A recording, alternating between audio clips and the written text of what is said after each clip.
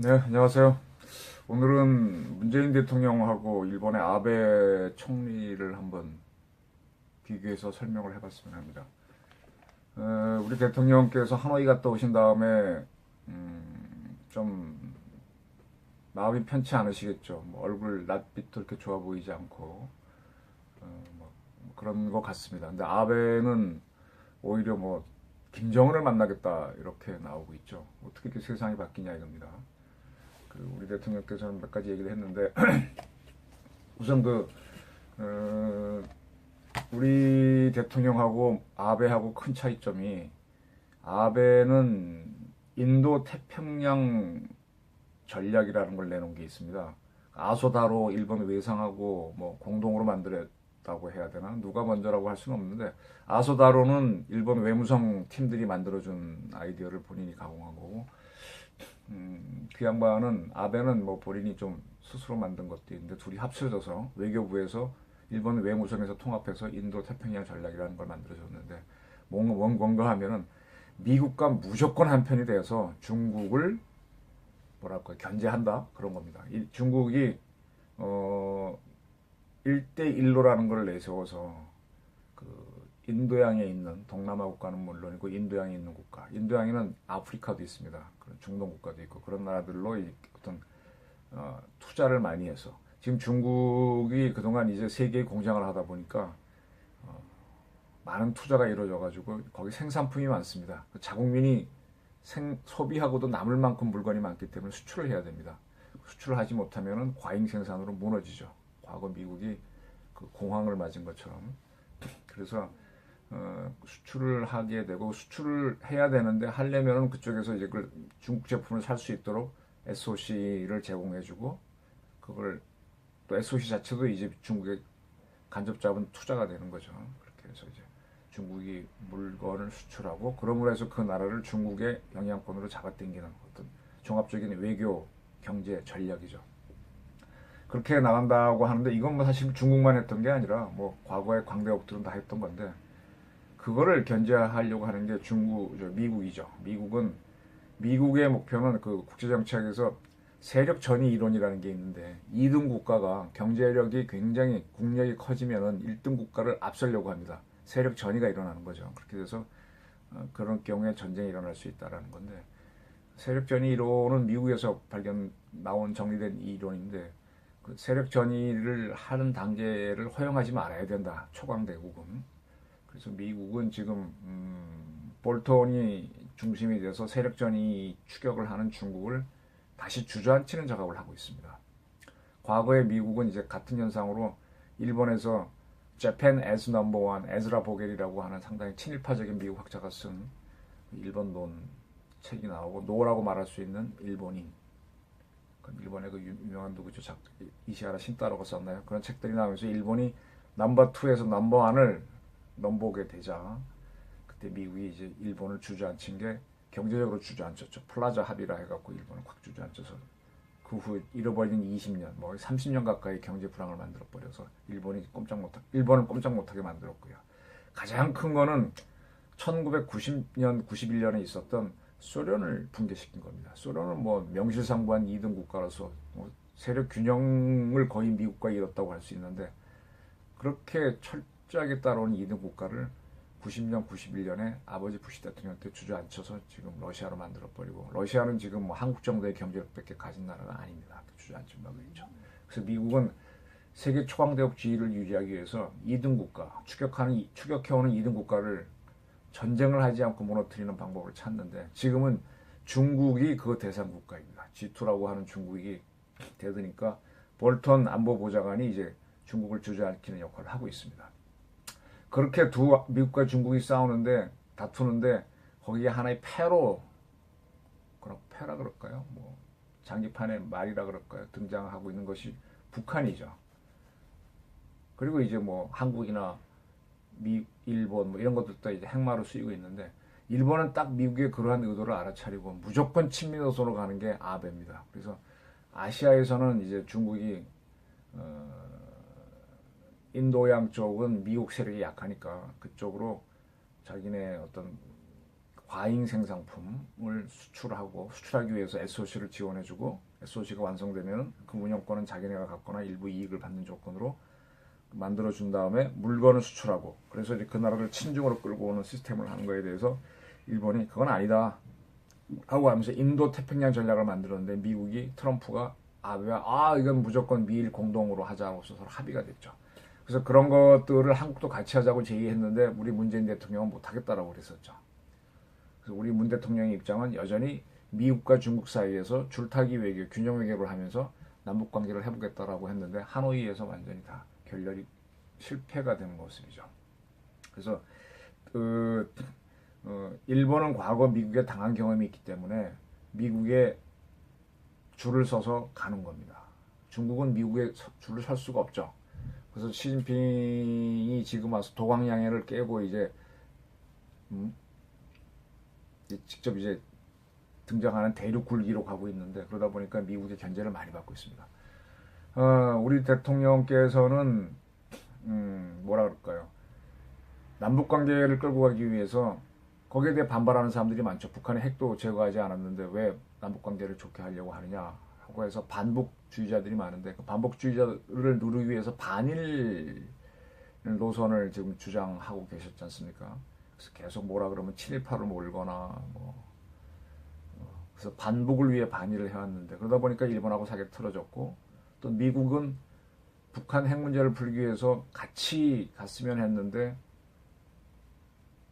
뭐라 그럴까요? 북한 경제 살리기가 더 중요하다라고 하면서 이제 미국과도 틀어졌고 또 중국은 우리가 상당히 기대했는데 중국은 너희는 뼛속부터 친미주의자 아니냐 지금 뭐 임기 5년짜리 정부에서 일시적으로 친중을 필요에 의해서 할 수는 있어도 모든 경제에서부터 시스템이 미국하고 같이 가니까 못 믿겠다 이러는 거잖아요.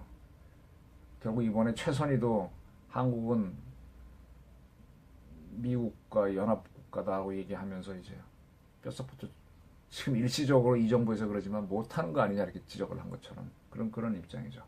결국은 뭔가 하면 우리 문 대통령이 택한 외교 노선은 지금 성공을 거두지 못하는 걸로 저는 판단합니다. 자 이렇게 되면은 뭐가 생기는가 하면 외교 관계가 좋으면요. 뭐 국민들도 수출하는데 좋고요. 이 국가가 크는 거는 제조업이 강하고 해야 되지만 제조업이 강한 다음에 수출을 해서 먹고 살아야 되는데 그러면 외교 관계가 좋으면 잘 되거든요. 그 다음에 외교 관계가 좋으면 관광도 많이 오고 뭐 돈도 빌리기 좋고 투자가 잘 되고 이렇게 되는 건데 이게 잘못되면 그런 게 끊어지고 아주 잘못되면 외국으로부터 침략을 당하게 되죠. 그 직전에는 어떤 뭐 여러 가지 외교적인 제약을 받는데 이렇게 되면 이게 외환입니다. 내란이라고 하는 거는 쿠데타를 비롯해서 어떤 뭐 국가 안에서 반발이 일어나는 건데 그거는 내가 갖고 있는 군사력이나 경찰력으로 또 국내 법으로 제약을 막아낼 수가 있습니다. 물론 못 막아내면 이제 위기에 처하지만 근데 외환은요 우리 국내법이 전혀 통하지가 않습니다. 그래서 외환이 한번 닥쳐오면 내란보다 훨씬 위기가 큽니다. 그래서 외교를 잘해야 됩니다. 외교는 잘못해도 뭐 크게 국민이 피해보는 거 없어요. 근데 누적이 돼갖고 상대 국가가 이게 뭐야 하고 비틀기 시작하면은 상당한 스트레스를 받습니다.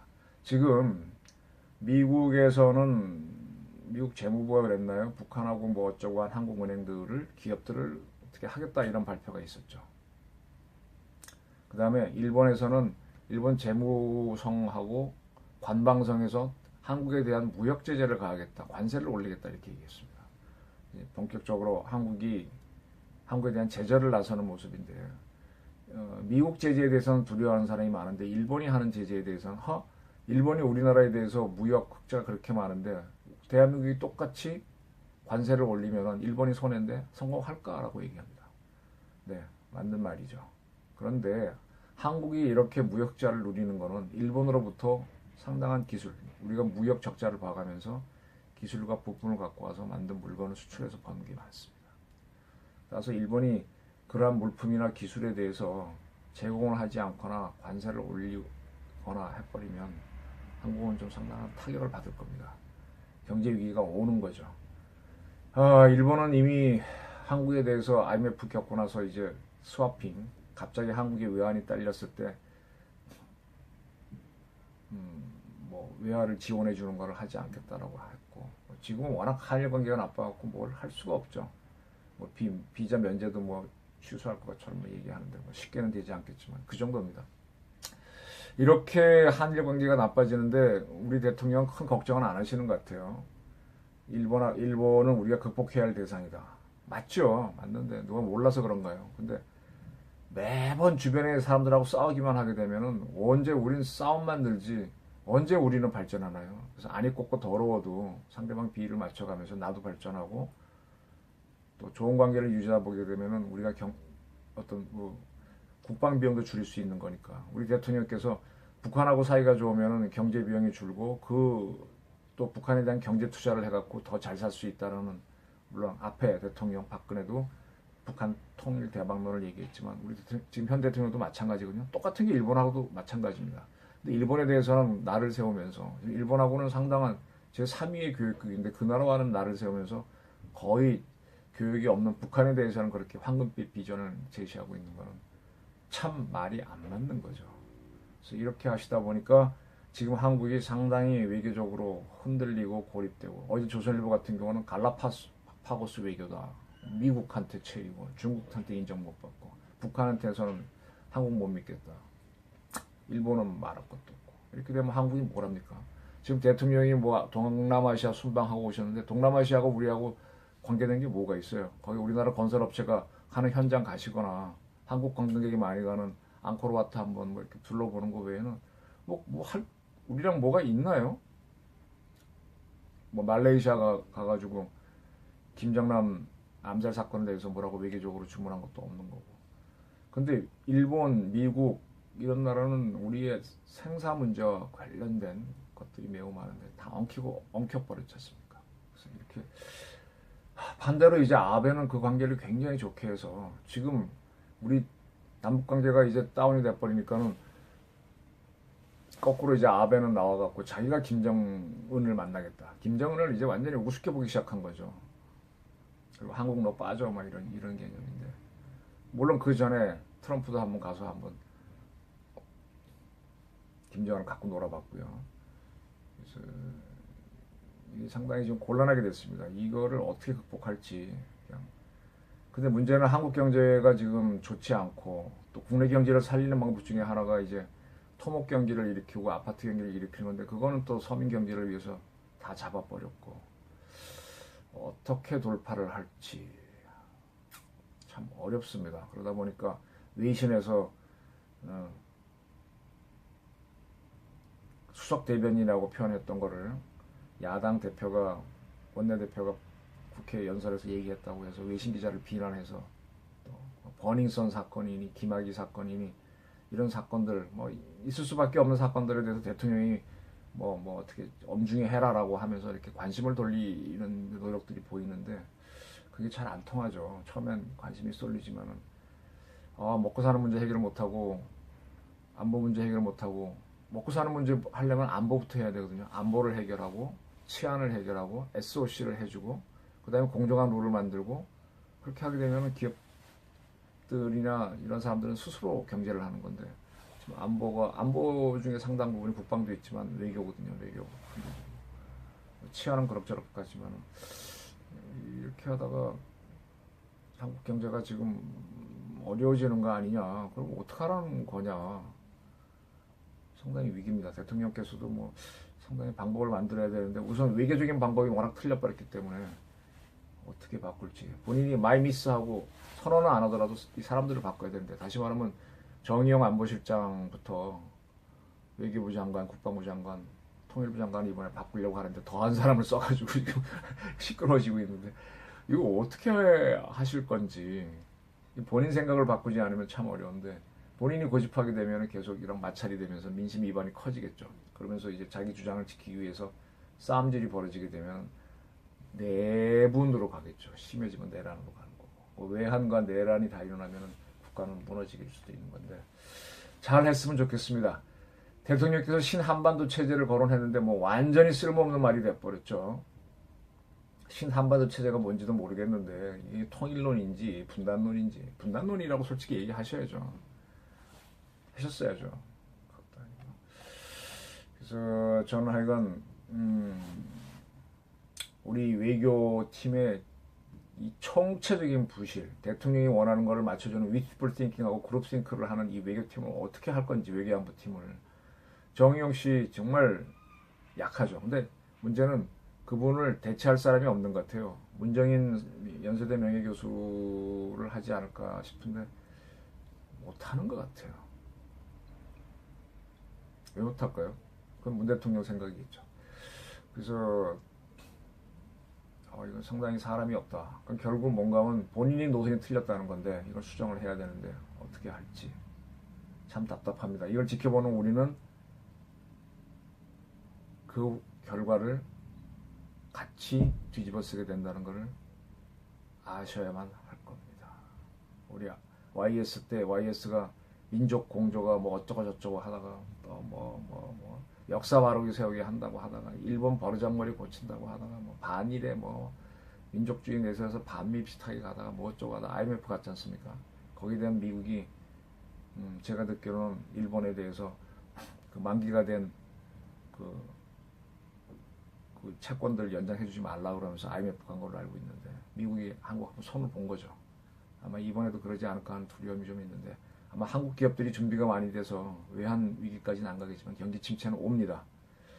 이거를 어떻게 할지. YS의 교훈이 있는데 왜 문 대통령은 저러시는지 답답한 마음에 한국 외교 큰 위기다. 그리고 아베하고 우리 문 대통령을 한번 비교해 봤습니다.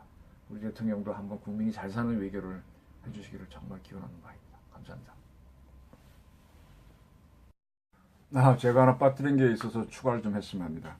지금 아베 총리 시절에 지금 일본은 경기가 매우 좋다는 겁니다. 우리는 경기가 지금 매우 나빠지죠. 일본은 지금 구인난이라고 할 정도로 사람들이 취직이 잘 되고 잘 들어가고 있습니다. 안 돌아가는 건 지금 한국이죠, 한국. 그래서 왜 반일을 내세우고 반미 가까운 노선을 택하고 친북, 종북, 용북 노선을 택하는 한국은 이 모양이고 친중 노선을 택하는 반대로 반중, 그다음에 일본 피랍자를 다루기 위해서 김정은을 만나보겠다는 뭐 이렇게 반북 노선의 아베, 친미 노선의 아베는 잘 되는지 한번 잘 생각해 보셔야 됩니다. 그거를 모르면은 어떤 이데올로기 위주로만 가게 되면 외교는 항상 실패합니다. 국민들을 잘 먹게 잘 살게 하는 것도 실패합니다. 그래서 안이 꺾고 더러워도 자존심을 좀 버리는 거고요.